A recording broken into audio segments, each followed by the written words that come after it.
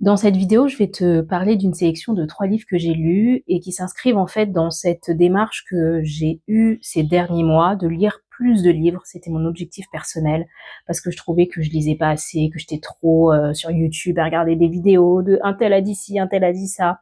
Bref, beaucoup trop dans la distraction et avec les objectifs professionnels que je m'étais fixés dans le développement, excuse-moi, de mon entreprise, il était important que je revienne aux fondamentaux, aux basiques, c'est-à-dire développer le champ de mes connaissances, m'intéresser à des sujets différents, travailler aussi voilà certains aspects du bien-être, de la santé mentale, de la santé physique aussi qui m'intéressent et que j'implémente ensuite dans les ateliers que je fais pour sociothérapie.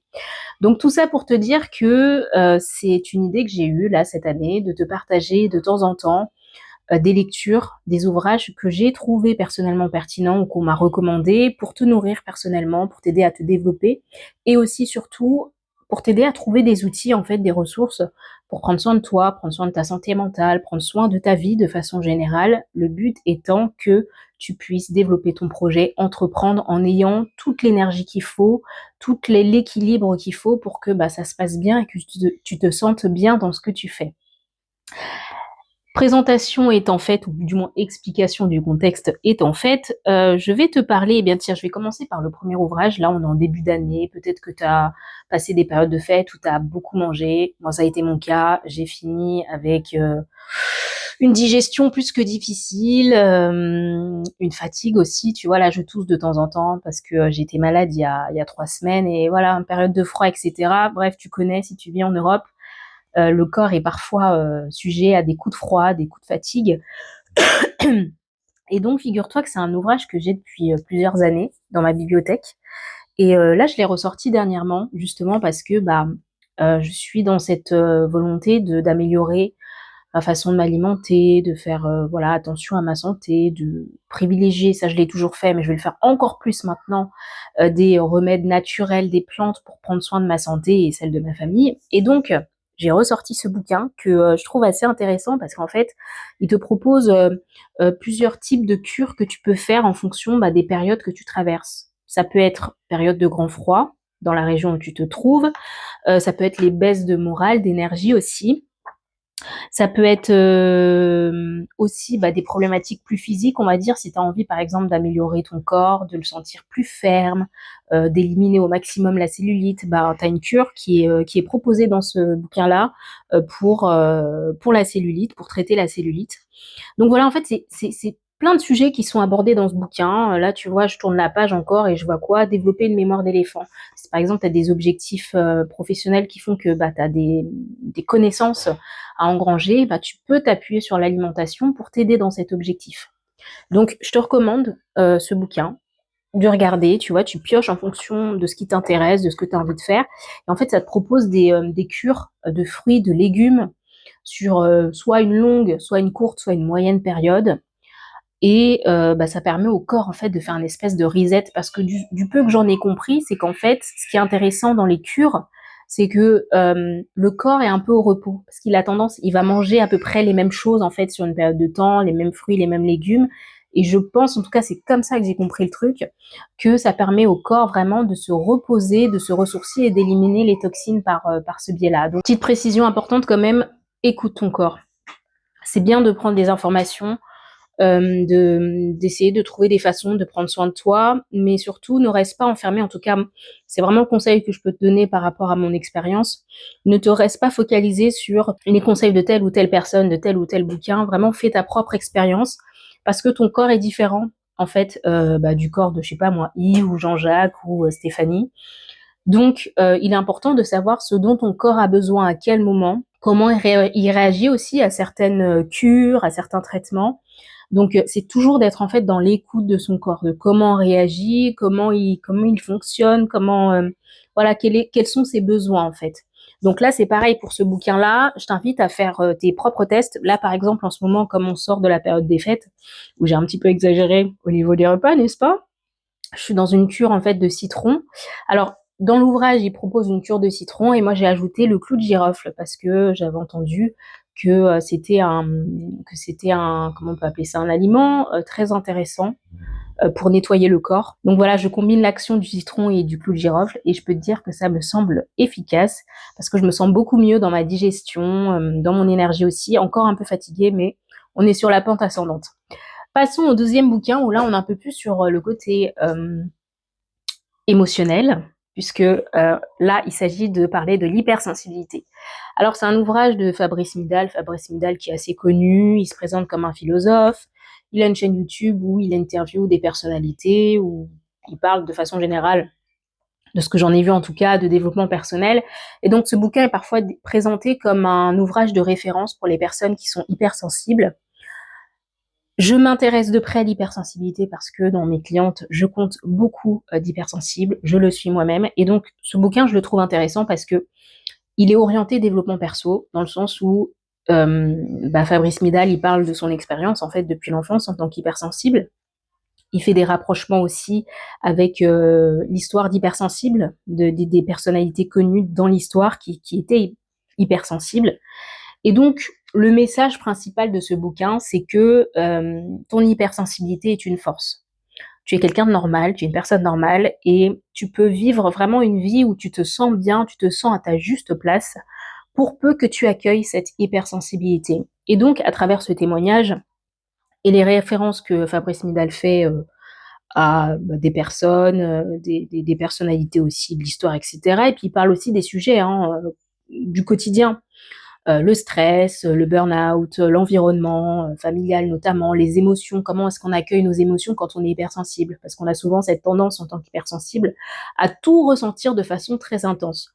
Donc c'est pas un bouquin en soi qui va vraiment au fond des choses sur le côté psychologique, et je pense que c'est pas du tout son objectif, mais en revanche il donne vraiment des pistes d'acceptation de soi, d'accueil de l'hypersensibilité, de travail aussi sur soi pour que l'hypersensibilité ne devienne plus quelque chose d'handicapant et qu'on puisse être en société avec les autres tout en étant hypersensible.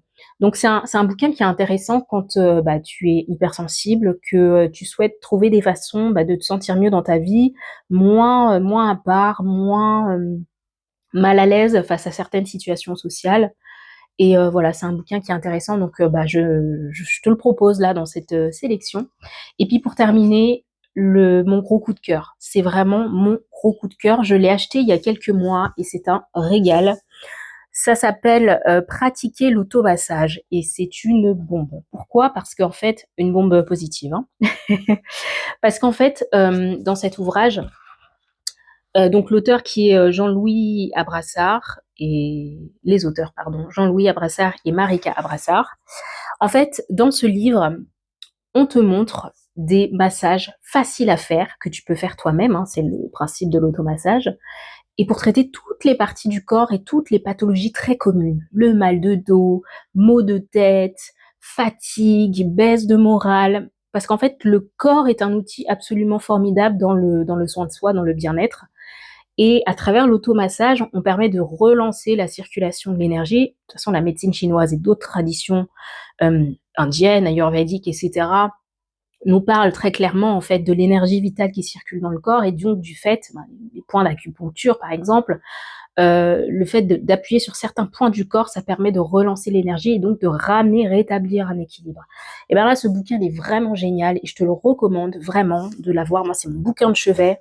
Le matin, si tu as une problématique, tu te sens fatigué ou quoi, et ben tu regardes ça, c'est très bien décrit. Tu vois, il y a les points d'acupuncture là, les points d'énergie plutôt, qui sont dessinés. Donc, on t'explique en fait comment faire les massages de façon très claire. Et c'est à peu près toutes les problématiques qui sont traitées. Bon, il y a juste mon petit regret à moi dans ce bouquin, c'est que ça parle pas vraiment des massages du bassin quand on a des règles douloureuses ou quand on subit le syndrome prémenstruel. Comment faire pour que le corps, voilà, puisse être un peu plus apaisé et traverser ces périodes de notre cycle beaucoup plus sereinement. Ça, c'est ce qui manque à mon côté, à mon sens, mais vraiment, il est très complet. Il y a le massage du dos, des jambes, les massages des yeux aussi, ça c'est très intéressant. Par exemple, il y a un massage qui propose où tu fais ça Et en fait, tu sens que quand tu rien que faire ça, en fait, il y a un bien-être qui s'installe, en fait. Je pense par exemple aux longues journées de travail quand tu as bossé toute la journée, que tu es fatigué ou bah, que tes enfants te sollicitent ou quoi, si tu en as, le soir, tu peux te poser, en fait, dans ta chambre tranquille et te faire ce massage des yeux là. Ça permet de relâcher la pression, la fatigue de la journée et vraiment ça te permet aussi de te mettre dans de bonnes conditions pour dormir. Donc je vais pas m'étaler encore plus longuement là-dessus. Tu l'auras compris, je suis fan de ce livre. Pareil, en fait, toutes les parties du corps sont traitées. Tu vois, là, j'ouvrais une page, hop, on parle des oreilles, étirement des oreilles. Donc, en fonction de toi, des périodes que tu rencontres, des problématiques que tu as, peut-être que pour toi, par exemple, le mal de dos, c'est quelque chose de récurrent, bah là, tu as des pistes. Petite précision tout de même, et ça, c'est très bien expliqué dans le bouquin, il faut qu'on ait le temps. Quand on fait ces séances d'automassage, on va pas faire ça alors que tu n'as que 5 minutes devant toi. Pourquoi? Parce que il est important d'avoir des gestes très doux avec le corps. Et c'est pour ça que on t'invite à faire ça, tu vois, déjà ça active les petits réseaux là qu'on a dans les doigts. Ça permet de ressentir les choses, l'énergie aussi de pouvoir mieux la faire circuler dans le corps. Et donc, il faut prendre le temps. Il faut vraiment avoir le temps de faire des gestes doux, lents, de bien comprendre aussi les points que tu vises dans le corps. Je pense par exemple au massage pour la digestion, pour stimuler la digestion que j'ai fait. Il est incroyable. J'avais le ventre hyper ballonné après un repas riche là au Nouvel An. Et le fait d'utiliser donc 2 doigts au-dessus du nombril de mémoire, c'est ça, 2 doigts au niveau du nombril ici, et ben, ça m'a fait un bien fou, en fait. Et donc l'idée, c'est vraiment de bien regarder, de bien lire ce qui est indiqué dans le bouquin pour trouver les bons points, en fait, d'énergie dans le corps et que le massage soit efficace. Donc pour résumer, vraiment prendre le temps, il faut que tu aies le temps de le faire, de te poser, d'être dans un temps de calme, si possible, si tu peux être seul ou du moins te mettre dans un coin de la maison où tu seras pas dérangé pendant quelques instants et être très douce dans tes gestes. Vraiment, pas y aller comme un bourrin comme ça, vraiment très doucement, masser doucement. Et puis, petite astuce aussi que j'ajoute en tant que thérapeute, c'est vraiment de mettre l'intention en fait, de faire du bien à ton corps. On néglige beaucoup trop souvent, je pense, nos corps, ou ben finalement on s'arrête que quand on est malade. Et quand on est fatigué, on se dit non, là, je peux pas m'arrêter, j'ai ça à faire et tout. Et en fait, si vraiment, si je peux te donner aussi ce petit tips là pour ce nouveau cycle qui s'ouvre, pour toi peut-être, c'est de mettre beaucoup d'amour dans ce que tu fais envers ton corps. Vraiment. D'avoir cette intention de mettre de l'amour dans son corps. Tu vois. Par exemple, le massage du crâne qui fait du bien. Franchement, quand vous allez chez le coiffeur ou quoi et qu'on vous masse la tête ou même qu'on vous fait un shampoing, c'est pas genre juste génial. La détente que ça provoque, bah, ça fait partie des massages qui sont proposés. Eh bien, en faisant ça, tu vois, ce simple geste de masser ton crâne, c'est vraiment de mettre tout cet amour, en fait, genre toute cette gratitude envers ton corps qui te porte tous les jours, qui te permet d'expérimenter cette vie, de développer ton business, de faire de belles rencontres, de belles expériences. Et même dans les moments difficiles, même dans les moments où le corps est fatigué, que t'es malade, que t'en peux plus, il te porte toujours ce corps, en fait. C'est ton véhicule, en fait.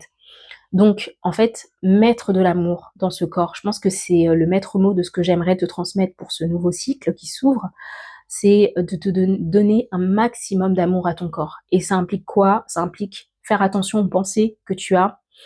Des fois, il y a des parties de son corps qu'on n'aime pas trop, on le trouve disgracieux, ou pas assez ci, ou pas assez cela. Et ben, juste focaliser en fait sur le fait que, mais ok, ce corps, il est peut-être pas parfait, il est peut-être pas comme tu l'aurais souhaité, mais il te permet de marcher si tu as cette possibilité-là de marcher, il te permet de faire des choses en fait, d'avancer dans cette vie en fait, et il te porte, tu vois, c'est comme les pieds que souvent on néglige, pourtant ils portent tout le corps. C'est sans pied, c'est difficile en fait. Donc vraiment avoir cette démarche de gratitude et d'amour envers ton corps, ça va vraiment faire la différence, particulièrement dans les périodes où c'est très intense pour toi, où par exemple tu as beaucoup de demandes de clients, beaucoup de projets aussi à développer sur le plan professionnel, et bah, le corps, il est rudement sollicité. Il bien vraiment avoir ce temps, ces temps où tu te poses et tu remercies ton corps, tu lui donnes aussi eh bien, les moyens d'éliminer les tensions par des massages, voilà, sur des points précis. Par exemple, là, il y a un point ici, là, dont il est parlé, question dans le bouquin aussi. Pour tout ce qui est stress, anxiété, c'est super, tu vois, d'appuyer ici, là, avec douceur et puis tu te cales sur ta respiration et t'en profites aussi pour relâcher les tensions. Voilà, c'est ce que je te souhaite, prendre ce temps pour toi. C'est une vidéo, assez inédite que j'ai jamais faite. J'aimerais que tu me dises si c'est, quelque chose qui te plaît, si ces bouquins-là, tu vas te les procurer ou pas et puis, s'il y a des bouquins que tu pourrais me conseiller sur, tout ce qui est santé mentale, alimentation saine, soin de soi, bien-être, je suis plus qu'intéressée. Mets-moi les références dans les commentaires, comme ça j'irai voir. Et puis voilà, je te souhaite vraiment une nouvelle belle période. Donc j'espère que tu pourras profiter de ce nouveau cycle qui s'ouvre pour toi, pour prendre soin de toi, ne plus avoir peur d'être fatigué, ne pas t'en vouloir, de prendre du temps pour toi, de faire des pauses et puis, relâcher la pression quoi, parce que c'est important. Je pense qu'on se prend parfois un peu trop au sérieux. Relâche la pression, tu fais ce que tu peux, c'est le plus important. Et aussi, avant que j'oublie, les ateliers sossothérapie aussi sont là pour t'aider en fait à prendre ces moments de pause, à souffler, à relâcher la pression.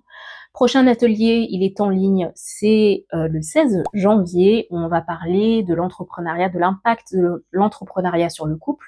Alors que tu sois entrepreneur, porteuse de projet ou juste une femme curieuse, eh bien tu es la bienvenue, viens, viens, ça va être sympa parce qu'on est en petit groupe en ligne, c'est sur Zoom, et on discute en fait de cette problématique-là. Alors moi en tant que thérapeute, évidemment, je t'apporte aussi des outils, des astuces, des informations pour t'aider si tu es en couple, ou si tu aspires même à l'être, hein, à pouvoir avoir un maximum d'équilibre entre tes projets professionnels et ta vie de couple, qu'il n'y ait pas de déséquilibre qui puisse se produire et te créer du coup du stress.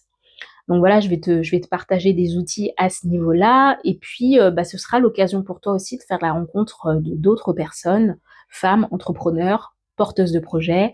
L'idée en fait, c'est vraiment qu'on ait ces temps où on échange ensemble, on sort un peu du train-train quotidien et puis on prend le temps aussi, bien d'exprimer, ce qui est pas toujours facile parce que, on est tout le temps dans le feu de l'action et puis je discutais avec une amie entrepreneur aussi il y a quelque temps où la vulnérabilité, c'est pas trop toujours très bien vu. Donc là, c'est un espace où tu peux être vulnérable et tu peux t'autoriser à l'être.